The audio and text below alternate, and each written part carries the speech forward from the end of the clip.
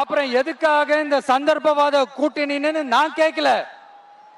புரட்சி தலைவர் எம்ஜிஆர் அவர்களோட உண்மையான தொண்டர்கள் அவங்க கேக்குறாங்க. சரிப்பா, அவங்க கூட்டு பொரியல் அப்பளம்னு எதையாவது கிண்டிக்கிட்டோம், நமக்கு எதுக்கு? மக்களே, இன்னொரு முக்கியமான விஷயம், இத கவனமா கேளுங்க. அதிமுக பாஜக நேரடி ஒரு உறவுக்காரர்கள்னு எல்லாருக்குமே தெரியும்.